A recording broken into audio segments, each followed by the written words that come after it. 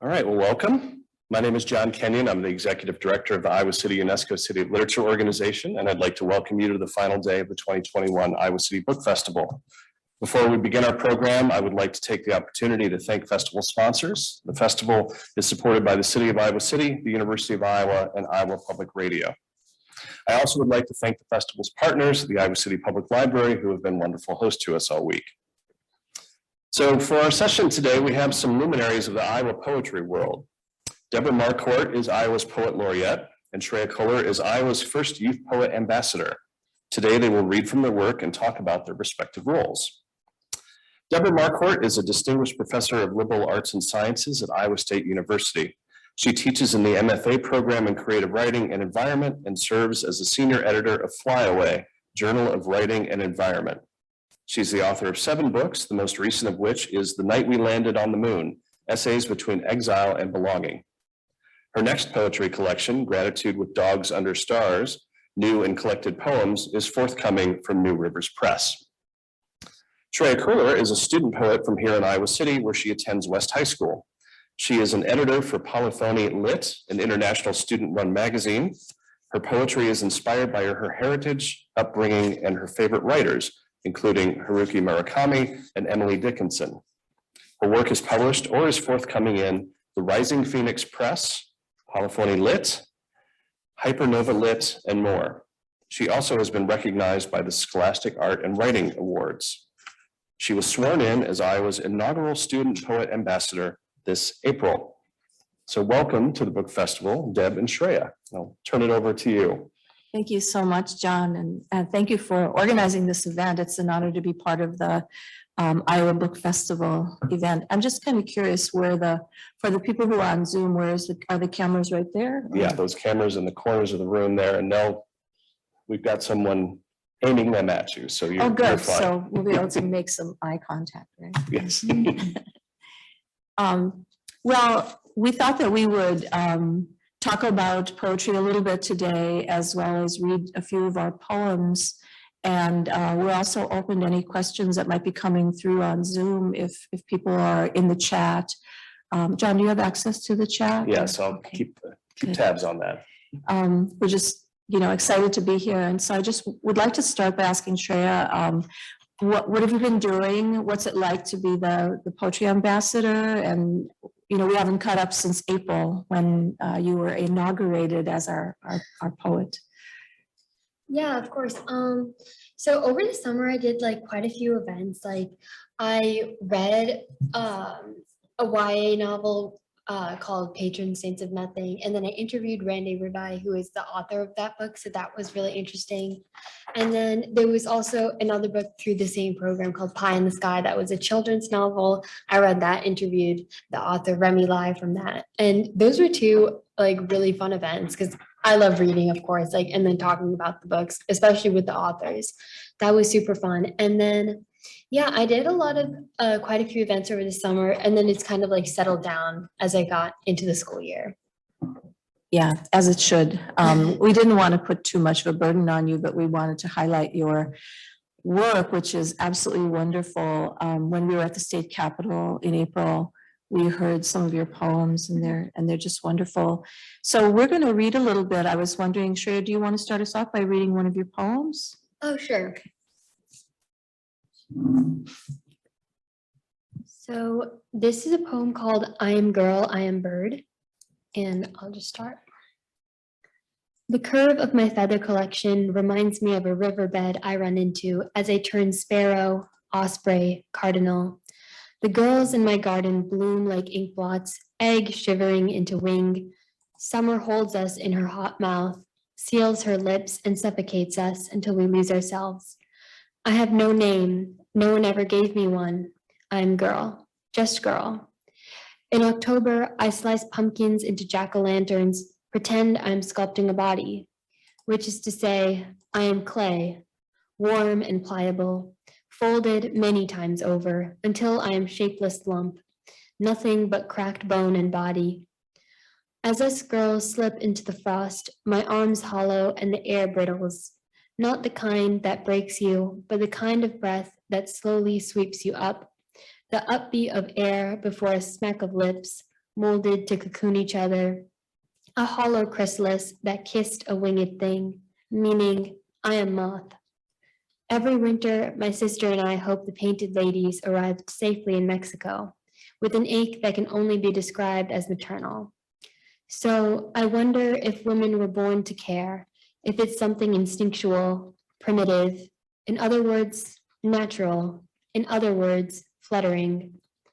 March comes before the birds do, and I curdle at the change of season, so I'm something small, a bud that cannot burst until spring. It's a beautiful poem. Is that a new poem? I wrote it maybe a few months ago, so not like super new, but yeah, relatively new. That's new in my book. Yeah. Yeah, and I love all the metaphor in it, the sort of the I am this and I am that, and the idea of transformation and coming into maturity. And are you writing more poems about the natural world? Is that an interest of yours, to write about nature and critters? Yeah, I feel like I just go through some phases. Like when I was writing this, I was super interested in like very like nature themed, like nature imagery poetry. And then I sort of like transition in and out of what I'm interested in at the time. Yeah. Yeah. Yeah, I think that's a good strategy for a poet. I'll read a poem. Is that okay, John? And then if you have questions for us, yeah. Sure. I always like to read this as my one of my true Iowa poems, because I'm from North Dakota originally, and I feel bad that most of my body of work is about North Dakota. And right now I'm actually working on a book-length poem, a kind of docu-poetic book about the oil boom in my home state. So it's full of research. And I like to research, and this poem actually happened to me. Sometimes poems happen, you just show up in a place and you see something and that's a poem. And this was a medical display at the Iowa State Historical Museum in Des Moines, and it was artifacts from a ear, nose, and throat doctor's office, and he had practiced in Des Moines for something like 3 decades. And so it was all these things from his office, and one of them was these sort of shadow box displays of everything he had dug out of people's ear, nose, and throat passages. And he had them on display. They were all documented. And so I knew immediately it was a poem. And so this is Things Not to Put in Your Mouth. Medical display, Iowa State Historical Museum, Des Moines, Iowa. A penny, a quarter, a button, a paper clip. Safety pins closed and open, most ingested while changing diapers. In 2 shadow boxes, Dr. James Downing displayed the objects he'd extracted from patients' food and air passages between 1929 and 1956. A wishbone, a kernel of corn over large, a pen nib, beads from a necklace with the string still attached, a nail, a screw, a cover from a bottle of Anacin, thumb-tacked in rows, suspended in glassine envelopes. The objects floated in glass cases, a warning about things not to put in your mouth. A toothpick, a rhinestone earring, a wadded up ball of paper, a metal snap, a cocklebur seed, spiky as a porcupine, a long sewing needle, a sardine can turnkey, many small chicken bones, things with sharp edges, cumbersome things that get caught in the throat, things that go down hard and refuse to come up. A Daughters of the American Revolution pendant, a gold hinge from a jewelry box, a price tag marked 89 cents for item number 1025293 from Yonkers Department Store. The exhibit includes the doctor's leather medical bag and his instruments of extraction, a tracheodilator, a uvula dilator, laryngeal and esophageal forceps, along with a humorous note jotted in a hospital report. Feed her anything but nickels and pennies, the note reads, beside the very nickel extracted from the child's throat. Wow, okay. Very interesting. So I'll remind folks who are watching on Zoom that you can submit questions in the chat, and folks here in the room, obviously you can ask questions and I'll get a microphone around to you. I thought maybe I would start, and maybe a good segue, Deb. We think of poetry so much as being observational, seeing the artistry or the possibility in things that maybe the rest of us would just walk by. And that's such a good example that I'm sure hundreds, thousands of people have seen that exhibit, but you decided that it was something that you wanted to capture creatively, artistically, and kind of building off of that. With both of you being here in Iowa, is there anything about being in Iowa, the things that you see and observe and all of that, that has an impact on your poetry, that the impact might be different if you were elsewhere? Not just the geography, I mean, that can be part of it, but what is uniquely Iowan about what you're doing? Well, that's such an interesting question. I've lived here since 1991, so I think I technically am an Iowan. We'll count here, yeah. Yeah, I think so. One of the things I admire about Iowa is the fact that I think Iowans have a strong belief in education for their kids. And the idea that, we have largely agricultural economy in this state. Obviously, there are many more economies going throughout the state, but people really believe that they want their kids to go to college and live a life not only of work, but a life of ideas. And so this is one of the things I think that has kind of nurtured me since I arrived in the state, that I felt that my interest in, I was a dreamy, imaginative kid growing up in North Dakota, and I felt a lot of times like people were sort of saying, where did she come from? I felt I was being raised by, my parents were not my real parents, and soon my real parents will be around to pick me up and they'll be artsy, and so I feel that the state of Iowa actually supports and encourages and nurtures art a bit more. And the other thing I feel about Iowa is it's a state that's maybe it's teaching at Iowa State, that's part of it, very interested in production. There's a lot of a feeling out in the fields, people are trying to produce as much yield as they can. And within the institution where I teach, there's a lot of emphasis on getting your work done, producing, getting things out in the world. And that has really helped me as an artist, because as a dreamy, imaginative kid, I could just walk around and compare this to that forever. But when I'm pressured to, produce something, so I think those might be the main ways. Just, I think it's such a beautiful state. I've been traveling around a lot more since I was Poet Laureate, going to all the corners, seeing just the incredible beauty of the landscape too. And my feeling is that Iowans know it. They really love it. I was just up in northwestern Iowa, and the people, when I got to the library, Marcus Public Library, the people were just, I said, it's so beautiful up here. And they said, yes, of course it's beautiful. That's why we live here, So it's really been a blessing to have found my way to this state. How about you, Shreya? Yeah, I feel like maybe unlike Deb's poetry that stems from observation, I feel like a lot of my poetry more comes from emotional, it's more internally, and then I put my feelings onto the page rather than through experiences and observing the outside world. But yeah, I feel like Iowa's definitely inspired me in the sense that maybe compared to the rest of the state, I feel like Iowa City and the high school that I go to is very diverse. And I think that I don't know, that's really a beautiful thing to be able to interact with people from all different ethnicities, nationalities, viewpoints. I think that that's really interesting and helped me a lot. Mm-hmm. Yeah. So if folks in the audience have any questions, just feel free to raise a hand, but I'll keep jumping in here. You're both on kind of different ends of the spectrum, with Deb being a teacher and Shreya, you're a student.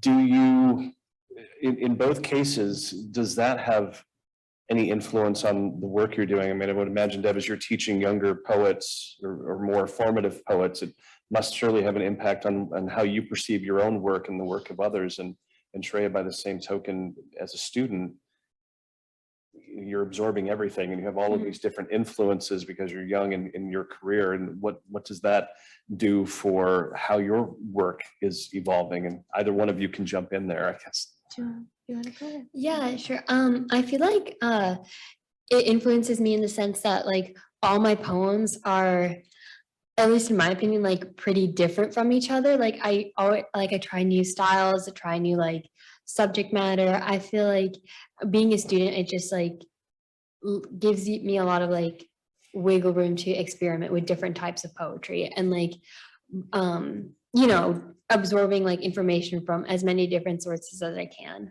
of different poems. And I remember that your teacher came to your event at the state capitol. Was he an influential teacher for you, or have you had some influential teachers? Yeah, definitely Mr. Robbins. He's like my English teacher. He was my English teacher last year and this year.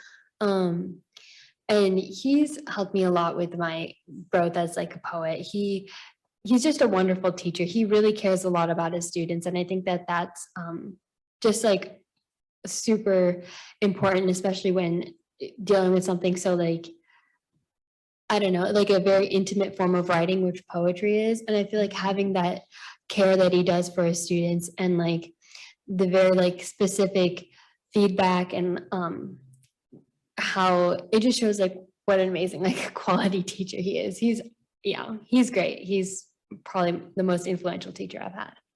Yeah. I mean, being a teacher, it's a strange profession because we give, I mean, I think it's a profession that's based on generosity. Obviously, we do get paid for what we do. Some get paid better than others, and some have heavier workloads than others. And teaching can be, at points in the semester, an incredibly oppressive burden. And one wonders, like, how did I get myself into this? And how do I get myself out of it, you know, when those stacks of papers are there? But I think that ultimately, in the end, you know, we, as teachers, we spend our time investing in other people. And I think there is also a kind of a trade-off that I've often said, I'm a better writer because I'm a teacher, because I've had to figure things out in order to explain how someone else might do them. And so that kind of forced me to take what was otherwise a kind of intuitive practice and codify it into technique and craft. And obviously teaching, you know, you build networks of friends. And I think, you know, this is what writers really need. They need networks of other writers, because you learn so much just from being in the proximity of other writers. I'm really primed to answer this question, John, but I'll try to say it quickly. But I just wrote an essay called "What a Writer Needs," where I was invited by Humanities North Dakota to go back and try to recount, were there certain critical junctures in my life as a young writer, and what happened and how did it get me going in the direction I went. And one of the most important ones was, I was a freshman in college. I was 17 years old because I left home as soon as I graduated from high school. And I had a freshman comp teacher. I'd never been trained to write creatively, but the teacher said, write an essay to the class. So I wrote an essay, and I wrote an essay about home.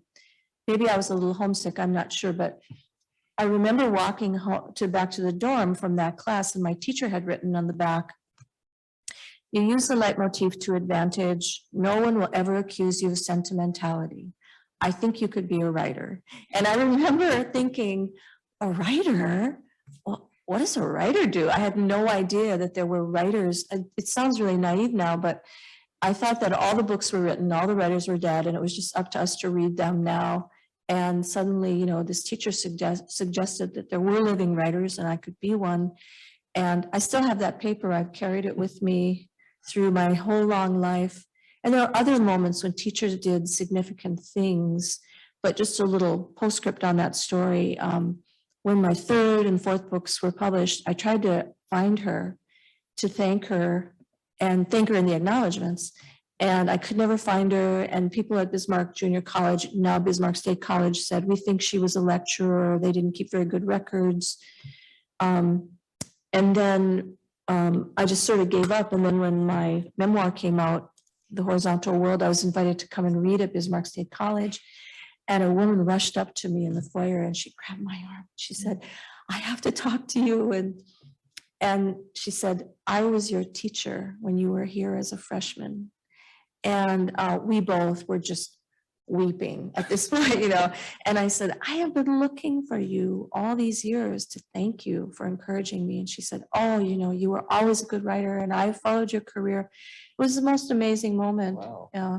And then I was able to publicly thank her. And then about 6 months later, I got an email from the chair saying that she had passed away. Wow. So it turns out she was probably quite ill that night. And so it was especially, you know, just a very amazing full circle moment where you could actually say to one person, that thing that you did, that was so important. And in a way, it was a very small thing that she did, you know. Well, thank you for sharing that. That's wonderful. And I'm sure that that affects you as a teacher then, knowing that any small stray comment said in the right context to the right person could have, you know, tremendous impact. That's exactly right. It's about receptivity, I think. And that's what writers really do. They train themselves in the art of receptivity. And it's kind of an antenna thing, you know, it's sort of like, we don't know about this anymore because we have cable now, but we used to have these rabbit ear antennas on TVs, and you'd move them, and sometimes you'd move them a certain way and then it would pick up a signal.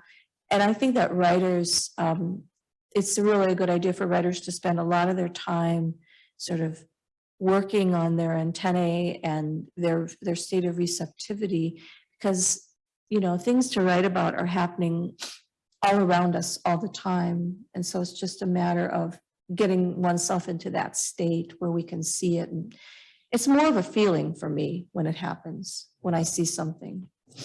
Well, I know, you know, speaking of impact, one of the reasons that we created the Youth Poet Ambassador role was wanting to identify a student and say, you have talent, you have something that we want you to share more broadly. And of course, Shreya was the first one that this light was shined on. I mean, how does that feel for you as a writer to have that affirmation? And does it make you think differently moving forward about your work and how you want to pursue it? I'm going to be honest, at the beginning, it was a little overwhelming. I was like, oh, I was like, I don't know, maybe I'm just like not like as receptive to like compliments. I'm like, oh, it's okay. But I really think that the poet ambassador position helped me a lot in like affirming that like poetry is something that I can pursue, even if it's like professionally, because I always like might have thought of writing as something that I sort of did like on like the sidelines of my life, but it's what I like actually wanted to pursue. But I was like, no, I can't do that. But I feel like the poet ambassador position really like reaffirmed that this is something that I can do like professionally, or yeah. So it is working. Yeah. We're getting the impact we wanted out of Yeah. that. Yeah. Yes. Good. Yes. Well, I was hoping that we could maybe get each of you to read again. I mean, we have you here, and I know folks would love to hear you do more if you have other things that you could share with us. Yes, of course. And I just wanted to say, I think the other wonderful thing about having you, Shreya, as our inaugural youth poet is the fact that you're such a wonderful poet, and I hope that, you know, it sends the signal that we honor the voice of young people, the voices of young people, and we have such actually a vibrancy in this state of young voices. And so I hope that we can find more and shine a light on them. Should I go ahead and read? Yeah. Or do you want to read? I'll read first. Oh, this is just literally like the saddest poem I think I have. Sorry about this. Perfect for a rainy day. Yes. That's all right. This is called Pre-Existing Conditions, and it was written actually in about 2012 when the debate was still going on about whether or not we should pass the Affordable Care Act. And President Obama came to the Iowa State campus, and I wanted to just go and grab his legs. I'm sure the CIA would have, taken, or the Secret Service would have taken me off, and say, please, please get this thing done. And one of my sisters died unexpectedly during this time. And I realized after the fact that she didn't have health insurance. And So those things together caused the writing of this poem, Pre-Existing Conditions. And it has an epigraph from the Sister Simone Campbell spoke at the Democratic National Convention, and she, arguing for Affordable Care Act, she said, "I am my sister's keeper." 3 weeks ago, my sister went on her lunch break and turned right for home rather than left for the clinic, where she might have been forced to admit to the doctor that the pain in her left arm was something more than the chronic ache in her left shoulder from the ladder fall while cleaning last year. Instead, she went home for soup, which is where my brother found her the next morning, seated at the kitchen counter with her head resting in her arms, as if she'd only fallen asleep after her boss reported she hadn't come to work. She rose each day at 5 a.m. to bake muffins and fresh bread, to make the potato salad and rotisserie chickens that stock the coolers and shelves for the convenience of those who don't have time to cook. Too young for Medicare at 58, she earned an hourly wage that held her just above the poverty line, just enough to disqualify her for Medicaid. I see now how she fell between the cracks. Sure, she tempted fate, cooked with too many eggs, too much salt, sugar, butter, cream. Food was the love she offered to the world, and didn't we gobble up every rich thing she put before us? Did she calculate the cost of the coverage offered her under the new Health Care Act and think, $400? That's a car payment. That's 40 hours of labor, a full week of wages. How I wish she'd been forced to buy it. On that last morning, did she turn right for home instead of left for the clinic because she knew a trip to the doctor would mean a quadruple bypass, loss of a job, bankruptcy, the forced foreclosure of a house almost paid for, $700 left on the mortgage at the time of her death? So did she decide to take the pain and risk it, believing she was too tough to die? Well, she wasn't. To be human is to walk around with pre-existing conditions, always some muscle or valve poised to fail, some cell ready to grow wild. Never before have I wanted to speak to my president and say, please, hurry up with this. She was my sister. Do you understand? As children, we shared a bathtub in those years of once a week Saturday night washings. I can still feel her soapy back against mine. As teenagers, we shared a bedroom, whispering late into the darkness between our twin beds, until one of us would grow tired and say, Little Red Schoolhouse on the Hill, which was our private code for shut up now so that I can get some sleep. Thank you, Deb. Shreya, would you like to? Yeah, that was lovely. I love the line, like when you were describing to be human is to be born with pre-existing conditions, and then you described the different body parts and like cells going wild. I love that. That was beautiful. Thank you so much. Yeah, so if maybe this is also a sort of sad poem. So just jumping off of that. So this poem is called Rainfall and Her Savage Children. I wrote this, and I think that after the fact that I wrote it, maybe like a month after, and I was editing it, and I was like, oh, like this is my pandemic poem.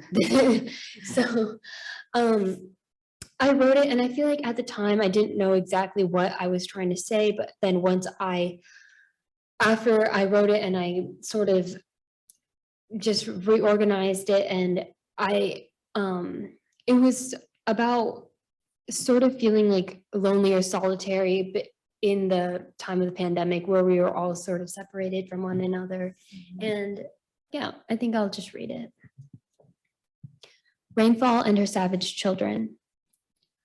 I once read a novel of man skinned alive, man going bloody corpse, going big hunk of flesh. He unraveled, unfurled and undone, one thick sheet of chest, intact with everything, wet and shiny, as if he could slip through your fingers, a firm object turned difficult to hold. I think this is how it started. I now exist in a millimeter-wide gap of blade and skin, garden and rain. It has been 3 months since that novel, 10 sheets of fired paper, edges curled, bowl-shaped and burning. No matter how many books I read, how far apart each atom really is, the universe is not expanding. My counter-argument, a universe collapsing back into itself, the pages of a first draft, peeled with the precision of hunter skinning deer, the flawless skill of arriving at core, something raw, firm, fleshy, something black and hard at the center of something fleshy, at root. The forest I live in calcifies, away from these warm hands of mowed suburbia. In the smell of rain on grass, I can trick myself into only counting in integers, thinking there isn't infinity between each digit.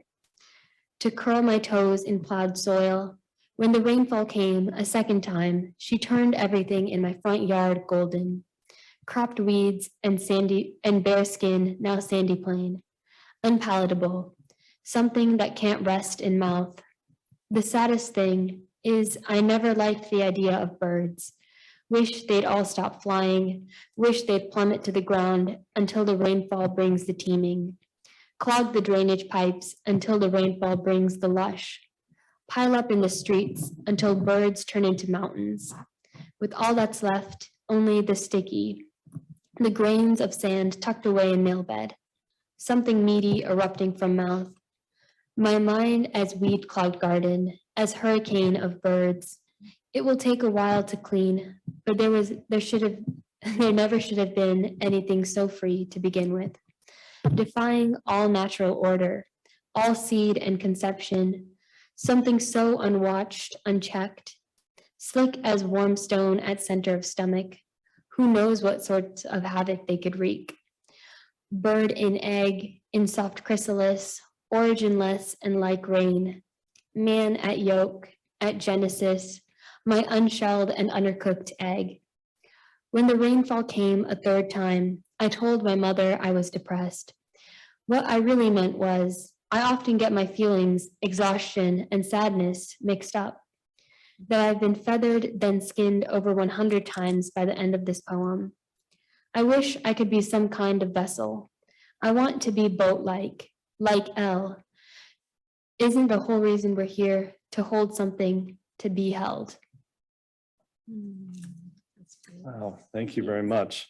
And before we started, I had asked Shreya, because it's raining outside, if she had a poem about the rain on the, glistening on the streets, and she said no. And of course, Yeah. she had that instead, which is why you're over there and why I'm over here. So well done. So again, if we have any questions from anyone on the Zoom, I don't see any that have come in yet, or anyone here in the room, feel free to raise a hand, but I am always happy to continue. I wanted to talk with you, and we hinted a little bit at this, our organization was involved with helping to create the Youth Poet Ambassador, and so we can talk about, or did talk about, what our motivations were, but I was wondering for both of you, like, what do you see as your goals going out into the community and talking about poetry and sharing poetry and trying to get people to write poetry? Like, what, if you do one of those things in a day and come back home saying I was successful, what does that look like? What's a good day for you in that role? Sure.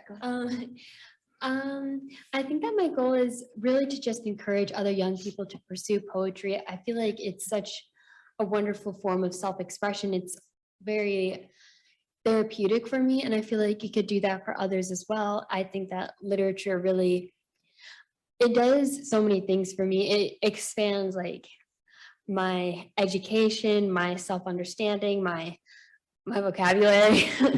So I think that it's very impactful for me and something that I would like to share with others. And I remember this one time I was on this Zoom with a bunch of children. We were doing, it was a poetry reading where they would go up by grade level. They'd be like a few like elementary students and then junior high and then other high school students read their poetry. And then I'd finish it off with a poem of my own. And I just remember this one girl, she was probably in like first grade, and she's like, after I read, she's like, wow, you're like so amazing. You're like the best. This was like the best poem I've ever heard. I was like, stop. That was so it was so flattered. And I hope that by me being there and like reading some of my poetry, it like inspired her to continue writing. I feel like that was just such a sweet moment. That's great. Deb? Yeah, I mean, I think that's part of the process of reading poems, and also, reading them publicly, but then also reading books of poetry or individual poems as they create resonances.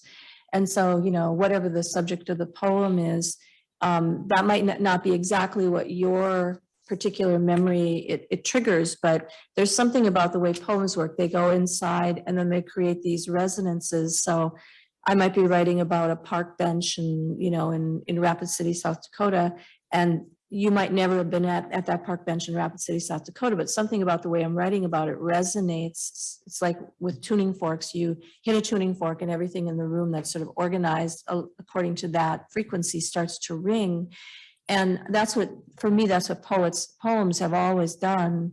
From the very, first time I ever heard them, someone, reading me a poem, I've always felt that happening. So it seems like that young girl had that experience with you, and that's really so valuable. One of the things I'm trying to do as laureate this year, because I lost a whole year during the pandemic, and I had something like 35 events that I had to cancel, which was so difficult because do you know how much time it takes to organize 35 events? I mean, it's like a lot of emails, and this last year I was really lucky because I got a fellowship from the Academy of American Poets for this laureate fellowship, and it offers me the support, including things like travel funds, hotel funds, to go around the state and plan different events. And my proposal included doing experiential poetry events. And what I really want to do is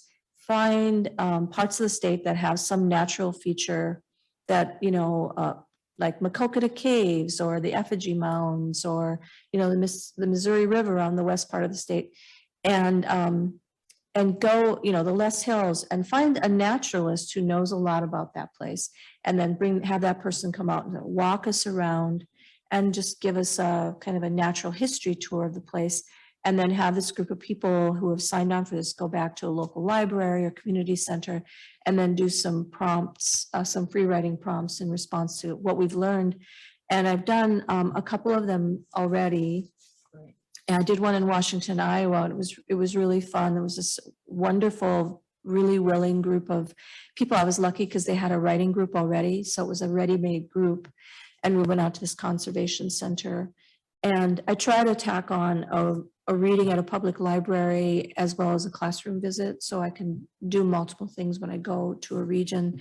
So it's been a little tricky organizing because it sits in the cracks between disciplines. So it's sort of when I talk to naturalists about it, they're like, okay, that's weird, but I'll go along with it.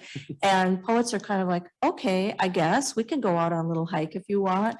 And so everyone, I'm trying to fuse the things that I'm passionate about, learning more about natural history and learning more about the state. This is an amazing state in terms of natural history. And every time I go out, I learn more. So my winter plan, this is an improvisation, because I'm not going to trek around outside in the winter. It's cold enough today. I was really freezing. I want to go to local history museums all over the state of Iowa, especially in these little towns.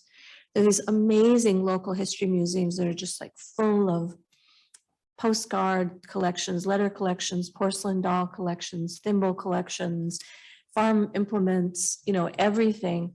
And I want to have a kind of treasure trove, treasure hunt, and then come back and do some creative writing prompts so people will generate something right on the spot and go away with something they never imagined they would ever write. So that's kind of what I'm working on right now. Oh, such a visceral way to spark the creative process. That's great. Yeah, I like that. thanks. I wanted to ask each of you about your current work, and particularly Deb with your new book that's out. But since you were talking, I'll give you a moment to catch your breath. And maybe Shreya, could you talk a little bit about what you have been working on? I mean, you're saying that you're continuing to write poems. Is your creative work more limited to that? Or are you doing other things as well? I would imagine that you've got a lot of ideas percolating. Oh yeah, of course. I love writing short fiction as well. I think that fiction writing is super amazing to me as well. So I feel like the thing is, a lot of times my fiction works take a lot more time to produce. I feel like I'm just not as used to them. So I think over the summer I was writing a lot of fiction, but then once we go into the school year, I obviously like have less time to write. During the school year, I mostly write poetry unless we have an assignment at school, and then it'll like push me to write fiction. I'll be like, yes, I'll finish this short story that I've thought of for so long. But yeah, normally during the school year, I mostly write poetry just because of like the time. It works better with the timing. And then over the summer, I'd work on fiction. Yeah, great. Well, we always look forward to seeing what's to come. So Yeah. that's great to hear. Deb, maybe you could talk a little bit about that new book. I mean, we so identify you as a poet, but obviously you do a lot of other kinds of writing, and this is an essay collection that you have out now. Yeah, it's called Gratitude. I'm sorry, that's my poetry collection that's coming out. It's I'm confused. It's called The Night We Landed on the Moon, and it's a book of essays. I have it right here because I just love the cover so very much. I'll flash this cover. Essays Between Exile and Belonging, and I had this like working theory that whatever our parents were grappling with at the moment of our conception becomes sort of our life. This is an interesting prompt for writers to think about. Whatever tensions or differing dreams might have existed between our parents when we were conceived and born, become in a way they maybe mark our lives, and this is definitely my case, because my work always negotiates this idea of belonging versus exile and expatriation too, because I was born into a kind of an ethnic enclave. All my grandparents were immigrants. The thing I probably should have done was just stayed where I was, because that was what was expected. But my impulse was just to leave as quickly as possible. But I keep getting pulled back, if not only in person, but also in memory and imagination and desire. I mean, I miss home. I'm in a state of sort of chronic homesickness. So this essay collection it's comprised of essays I've written over the last maybe 20 years for different purposes. Anthologies, sometimes anthologies will contact you and say, do you have an essay about weather? No, I don't, but I'll write one. So my weather essay is in here. Or I have an essay about basketball and the connection between poetry and basketball, which I did make a connection in the essay. And there's a lot of travel essays in it too, because in the last 20 years, I've done a lot of international travel to Greece and to Russia, where my grandparents came from. And I ended up writing essays. So it is a true essay collection. It's not a memoir, but it's really wonderful. You write and write and write and write and write, and then you think the file's getting kind of thick. This is how all my poetry collections have happened. Oh, my poetry file is getting kind of thick. Let me look, and then I'll realize I have a real collection there. So it's been really fun to have it between hardcover and to be able to go out and read from it. And then I have a poetry collection coming out, a new and collected, Gratitude with Dogs Under Stars. So that'll be out next spring. What was the process like on the new and collected? The collected part, I'm assuming that you were selecting poems from different books and different eras to put in there. What was that like? It was painful because it is an actual collected. So I just took three poetry books, and one of them is out of print because the small press that published it went out of business. And so it's really nice that I was able to get the rights back. But I had to try to look back on my older computers to find the Word files that contain those collections. And in the case of my oldest collection, I just could not find the file. And I think it's probably because it was back in floppy times. And I'm not talking about the rigid floppy, but like the big floppy, right? So I had to retype a lot of my poems, which was a really strange experience. And then I don't know if it was the right thing to do, but I actually revised some of the poems and amended them, changed the form that they were in when they were in the actual collection, because I don't know if this happens to you, Shreya, when you go out and read, but I change poems as I read them. And sometimes on the spot, which doesn't always work out that well, but when I saw poems I was putting in the new and collected that clearly I had read differently when I would read that poem in public, then I would amend the actual version of it. Do you have any thoughts about that, Shreya? Like when a poem is done, is the poet allowed to continue revising? Oh yeah, for sure. I feel like every time like I go back and reread my old poetry, I usually change at least one thing about it. I feel like the poems are almost always evolving. But I don't think I would be able to like change it while I'm reading it out loud. I have done it rather foolishly. I don't recommend it. Great. We have a question that's come in on the Zoom, and so I'll ask that. And then we're getting toward the top of the hour, and I'd love to get each of you to maybe read one more poem after that. So the question is making reference back to your comment about antenna, Deb. I really like the idea of antenna receptivity that was mentioned, but it seemed like a lot of contemporary life is based on constant distraction. Do you have any insight in how the mind can be trained to really focus on something interesting instead of being distracted by everything? So nice, easy question for you guys to contemplate there. My goodness. I feel that Shreya, as the younger poet, should answer this question because you are, I think, isn't this a generational thing? I know I noticed my students are able to listen to music and have the television on and do their homework, you know? Yeah, I am not one of those people. I feel like I'm very distracted, especially by noise. Like even when I'm like taking like standardized testing, like I know I was like I took the ACT a couple months ago, and there was just like someone was like tapping their fingers on the desk, and oh my God, it was so frustrating when I was like taking the test. But no, I can never like listen and like listen to music or like have the TV running in the background and like think clearly. No, I wouldn't say I'm one of those people, but I do know some of my friends can do that. They'll have like 50 things running in the background and they'll be like doing their homework. I'm like, I can never do that. But yeah, I mean, I think of us as different versions of a computer, and I think younger people have just faster processors, you know, and maybe can handle that sort of multitasking but I think maybe the word here is filter, that, you know, we can find a way to create filters that will just, you know, push those extraneous, non-essential things out of the way, and let the thing show itself. If I think about the way it works from my own process, like when I went to the historical museum and I saw that medical display, I knew immediately it was a poem. And I got my little notebook out and started just writing the list of all the things that were in the display cases. But then I wrote Ted Kuser, who's a friend of mine. He grew up in Iowa. And I said, Ted, there's a poem waiting for you at the historical museum.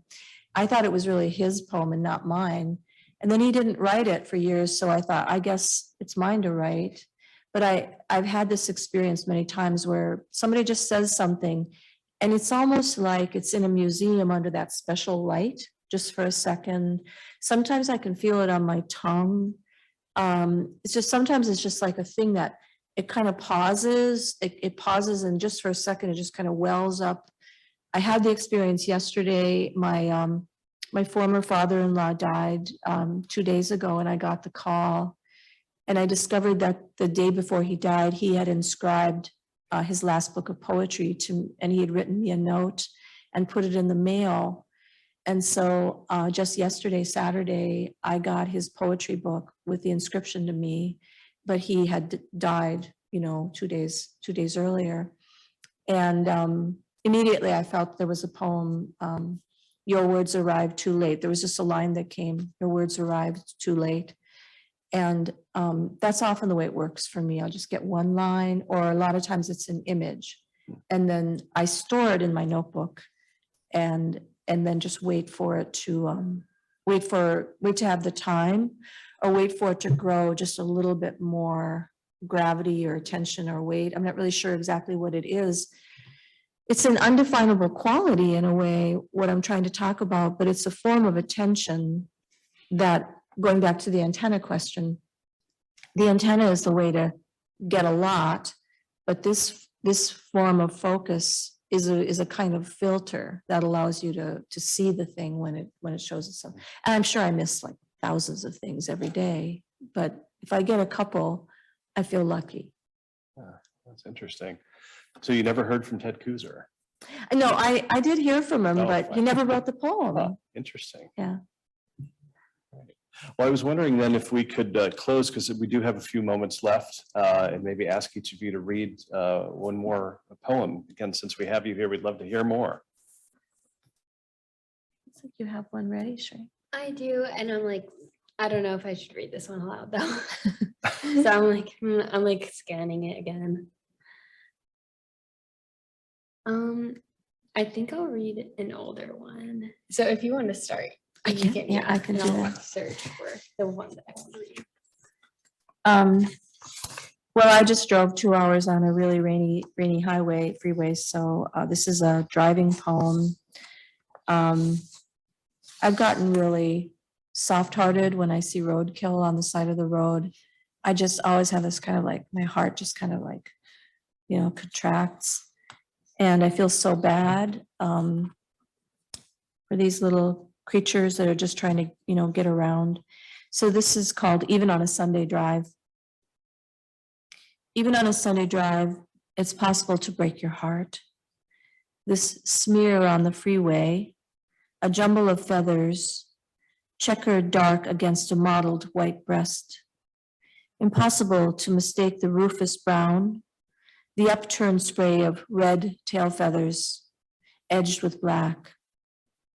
It's strange to see the moment when the efficient killer meets the greater death, the fatal blow dealt by a speeding car just seconds ahead.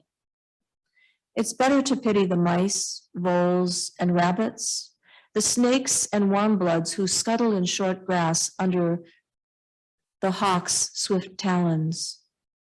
But the sight of red-tailed hawks in winter perched in bare branches, like frumpy Winston Churchills officiating the freeway's cold ditches in topcoat and tails, always makes me laugh.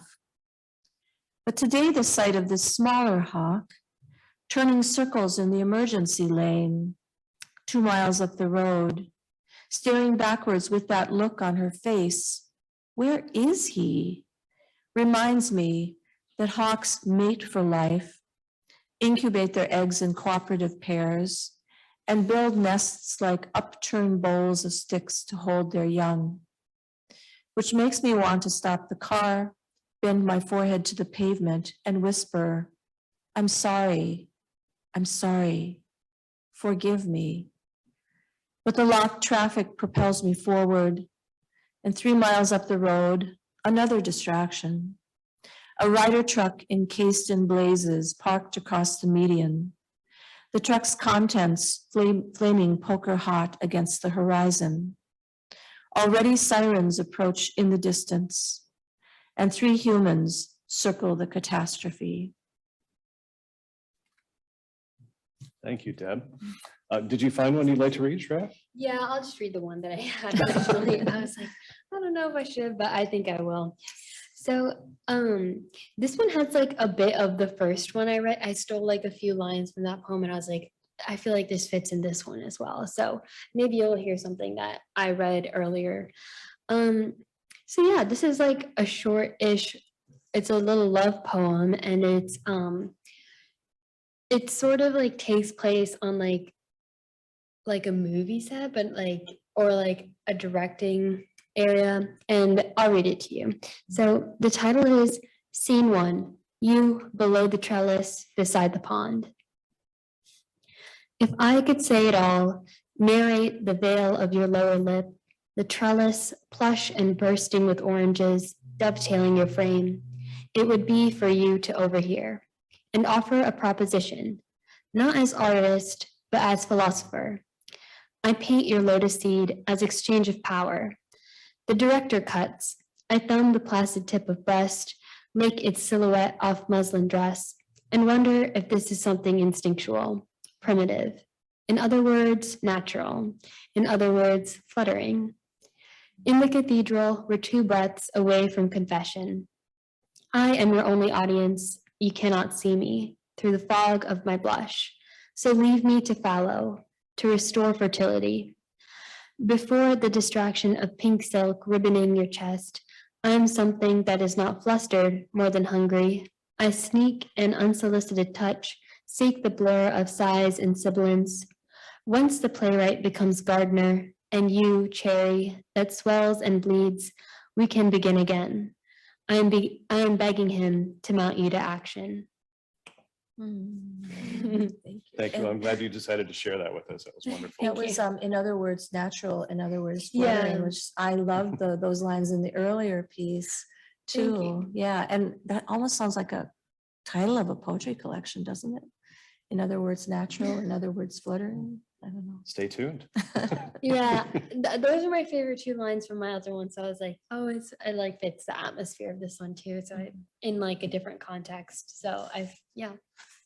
That's great to see how you use the same lines Yeah. in different contexts, as you said, and give them different meanings as they go. Great. Well, thank you so much. I think that brings us to the top of the hour, the end of our event. This is one of the final events of the 2021 Iowa City Book Festival. So we thank those who joined us both on Zoom and here in person. Most of the events that took place have been recorded or will be recorded, and they will be posted on our festival website, which is iowicitybookfestival.org. So if you missed anything or would like to revisit something, you can always go there to find those videos. And please help me to thank Shreya Khullar and Debra Marquart for joining us today. Thank you very much. And thank you, John, for this event, and thank you to the audience for coming. We appreciate your presence. Thank you.